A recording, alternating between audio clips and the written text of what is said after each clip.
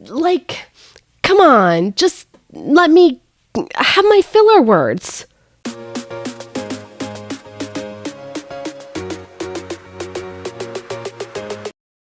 Hi, I'm MK Williams, an author and independent publisher. I love sharing my insights about all things books and publishing with you. Before I get into the details about today's topic, don't forget to hit subscribe. You'll be notified when I put out new videos every week about publishing, making a career of being an author, and now being a mompreneur. And today we are going to give your book its first pass through and get it in better shape. Not perfect, but better. And the first step is removing filler words. I've curated this list from so many different sources over the years. So none of this is from my brain. At one time or another, an editor, a writing friend, a critique partner, or a teacher has told me to look for and remove these words, and now I'm passing them on to you. Just, a bit, almost, wonder, notice, realize, very, shrugged, really, smile, smirk, grin.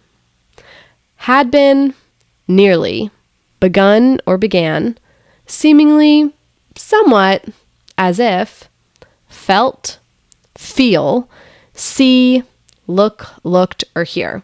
So especially those last few words with all the senses, that was a really good tip I got from a critique partner to say, like, they felt sad. Like, okay, well, like, there's a better way to describe that feeling of being sad or that emotion of melancholia, or feeling like they missed out on, like, there's a better way to describe it, and I can't think of it right now, but you're an author, you'll think of something better.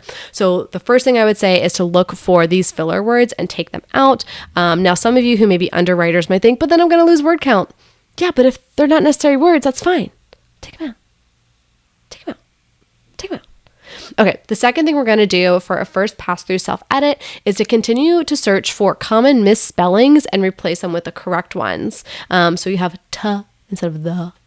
You have of instead of if. Now, some of these are going to be really tricky because they may be a correctly spelled word. If you have that instead of the, and that is spelled correctly, well, how are you going to know? One thing I like to do is actually listen to my Microsoft Word document read-aloud function. It helps a lot with finding those because your mind, when you're reading it, even out loud by yourself, is going to just automatically correct and say the correct word, even if it's not in there, if it's an if instead of an of. But Microsoft Word won't do that. They're going to say the wrong word and you're going to hear it. So I would definitely suggest that. Now, the third thing you're going to want to do is check for consistency of your made up words and titles. You should know how to spell the species name for your characters. If you're in a fantasy and you have some different species, any of their unique names, check. Also, if you changed the character name from Peter to John in the middle of drafting, search for Peter, Pete, Pet, Petit, etc. to remove that out. Remember the Dwigt from The Office? Yeah, don't be Dwigt. All right, now you can see self-editing isn't so bad. You can do this. Those plot holes though, yeah, watch out for those. All right, if you found this helpful, give this video a thumbs up. Don't forget to hit subscribe and maybe even hit that thanks button. That lets YouTube know that you get value from this information and then they can get it in front of other authors like us. Now you can get back to writing your book. Hey guys, thank you so much for watching this video, and before you head off to watch another video on YouTube, whether it's mine or another channel, or you decide you are going to go back to writing your book, I wanted to let you know how I actually figured out all of this stuff about self-publishing, and that's because I write books, and not just about writing books and self-publishing.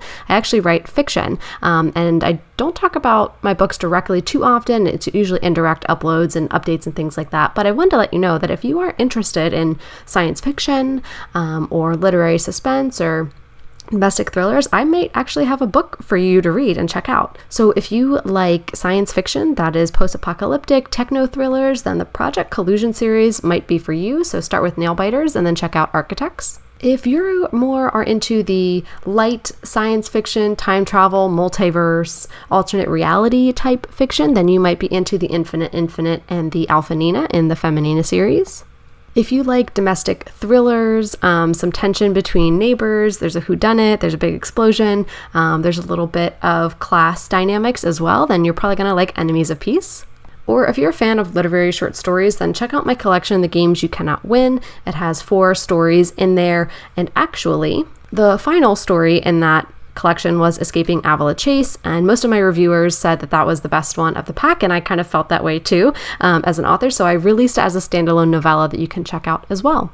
So if you are looking for a good book to read and any of those sounded interesting to you, go ahead and check them out. You can get them anywhere you find great books or at your library, and if none of those are your genre, that's totally fine. You'll find something else to read.